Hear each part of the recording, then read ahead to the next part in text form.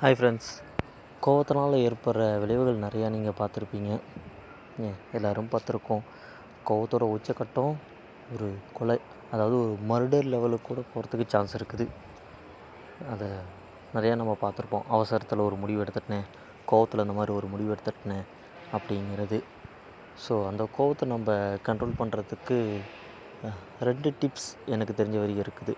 So நம்ம கூகுள்லேயோ இல்லை ChatGPT போட்டிங்கனாலும் நிறையா வரும். இந்த மாதிரி நார்மலாக எப்படின்னா ஒரு 1 2 3 கவுண்ட் பண்ணுறது, போய் வாட்டரை ட்ரிங்க் பண்ணுங்கள், இல்லைன்னா கொஞ்சம் தூரம் நடங்க, நல்லா டீப்பாக ப்ரீத் பண்ணுங்கள் அப்படிங்கிற மாதிரி நிறையா டிப்ஸ் இருக்குது. ஸோ அது நார்மல்.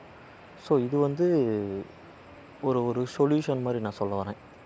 எப்படின்னு பார்த்தீங்கன்னா, ஒரு கோவம் வருதுன்னா ஃபஸ்ட்டு அந்த கோவம் எதுக்கு வருது அப்படின்ட்டு நீங்கள் ஒரு அக்னாலஜ்மெண்ட் மாதிரி அதை நீங்கள் உறுதிப்படுத்தணும். இந்த இதுக்கு நான் கோவப்படணுமா, இதுக்கு நான் இப்படி ரியாக்ட் பண்ணணுமா அப்படிங்கிறத உங்களுக்குள்ளே நீங்களே கொஞ்சம் கன்ஃபார்ம் பண்ணணும், உறுதிப்படுத்தணும். இதுக்காக போய் நான் கோவப்படணுமா அப்படிங்கிற மாதிரி யோசிச்சு பாருங்கள். அப்படியும் அது வேல்யூபுளாக இருந்துச்சுன்னா நெக்ஸ்ட் ஸ்டெப்பாக அவங்களோட சுச்சுவேஷனில் இருந்து அதை அண்டர்ஸ்டாண்ட் பண்ண கொஞ்சம் ட்ரை பண்ணுங்கள்.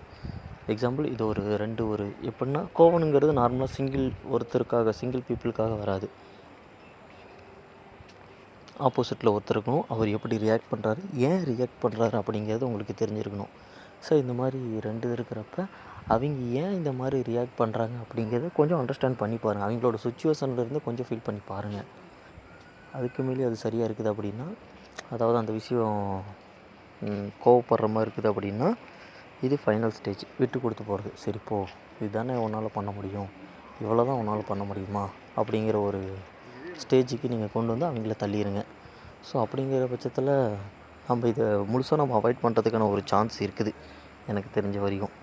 இதை தான் நான் பண்ணிகிட்ருக்கேன். ஃபஸ்ட்டு நான் கோவப்படுறேன்னா ஏன் கோவப்படுறேன், எது கோவப்படுறேன் அப்படின்ட்டு என்ன நான் ஒரு கொஸ்டின் பண்ணிக்குவேன். 2வது, அதுக்கு மேலேயும் எனக்கு ஒரு கோவம் வந்துச்சு அப்படின்னா அதுக்கான ஒரு சொல்யூஷன் அவங்களோட சுச்சுவேஷன் அண்டர்ஸ்டாண்ட் பண்ண நான் ட்ரை பண்ணுவேன். ஸோ இப்படி இருக்கிறாங்க, இதனால் ரியாக்ட் பண்ணுறாங்க அப்படிங்கிறதுனால. ஸோ அதுக்கு மேலே கோவம் வருது அப்படின்னா விட்டு கொடுத்து போகிறது தான் ஃபைனல் ஸ்டேஜ். ட்ரை பண்ணி பாருங்கள். ஐ திங்க் இது ஒரு பெட்டர் யூஸ்ஃபுல் திங்ஸாக இருக்கும்னு நான் நினைக்கிறேன்.